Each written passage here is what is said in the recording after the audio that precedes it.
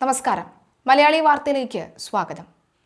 Vote ചോദിച്ചു ചെല്ലുന്ന എല്ലാ CPM നേതാക്കളും ഇപ്പോൾ നേരിട്ടുകൊണ്ടിരിക്കുന്നത് വലിയ പ്രതിഷേധങ്ങളാണ്.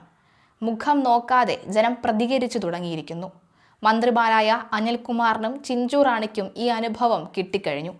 ഇപ്പോഴത്തെ ഏറ്റവും ഒടുവിൽ ചിഞ്ചു റാണിക്ക് കിട്ടിയ അനുഭവമാണ് സമൂഹ മാധ്യമങ്ങളിൽ വൈറലാകുന്നത്.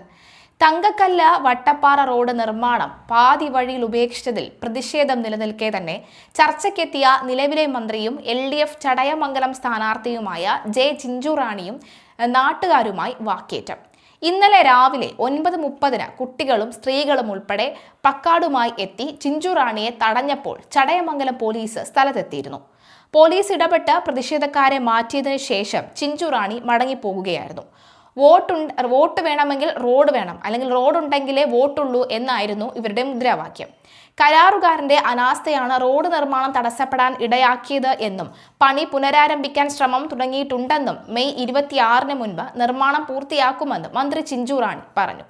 റോഡ് നിർമ്മാണം തടസ്സപ്പെട്ടത് മൂലം ജനങ്ങളുടെ സഞ്ചാരം തന്നെ അപകടത്തിലാണ്. റോഡ് പണി ജില്ലാ പഞ്ചായത്തിനെ ഏൽപ്പിക്കാതെ PWDയെ ഏൽപ്പിക്കാമായിരുന്നു. നിലവിൽ കരാർ എടുത്തയാൾ റോഡ് വെട്ടിപ്പൊളിച്ചിട്ടു. കാൽനട യാത്ര പോലും ദുഷ്കരമാണ്. വാഹന ഗതാഗതവും സ്തംഭനത്തിൽ തന്നെയാണ്.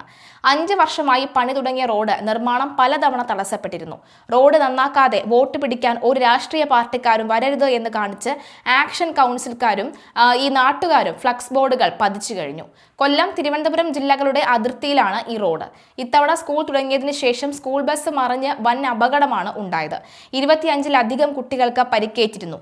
അപകടം തുടർക്കഥയായതോടുകൂടിയാണ് പ്രതിഷേധം ഉയർന്നത്. 2020-21 ബജറ്റിൽ 8 കോടി രൂപ റോഡ് പണിക്കായി അനുവദിച്ചത്. എന്നിട്ടും അതേ റോഡിൽ കൂടെ, ഈ കുണ്ടും കുഴിയും നിറഞ്ഞ അതേ റോഡിൽ കൂടെ നെഞ്ചും വിരിച്ച് ആരും വോട്ട് ചോദിച്ച് ഇങ്ങോട്ടേക്ക് വരണ്ട, നല്ല അടി വാങ്ങിക്കുമെന്ന് തന്നെ പച്ചയ്ക്ക് പറയുകയാണ് ജനം. എന്തായാലും ജനങ്ങളുടെ ഈ ഒരു പ്രതിഷേധം ഈ നിലയിൽ തന്നെ തുടരുകയാണെങ്കിൽ, തീർച്ചയായിട്ടും പ്രതിഷേധം ശക്തമാവുകയാണെങ്കിൽ നാട്ടുകാരുടെ ആവശ്യങ്ങൾ നടക്കുമെന്ന കാര്യത്തിൽ സംശയമില്ല. കാരണം ഇതാണല്ലോ കിട്ടിയ അവസരം. ഈ അവസരത്തിൽ തീർച്ചയായും ജനങ്ങളുടെ അവസരം തന്നെയാണ്. ഈ അവസരത്തിൽ തങ്ങൾക്കുള്ള ആവശ്യങ്ങൾ, ആനുകൂല്യങ്ങളൊക്കെ തന്നെ ചോദിച്ചു വാങ്ങിക്കേണ്ട ഉത്തരവാദിത്വം ജനങ്ങൾക്ക് തന്നെയാണെന്ന കാര്യത്തിൽ ഒരു സംശയവുമില്ല.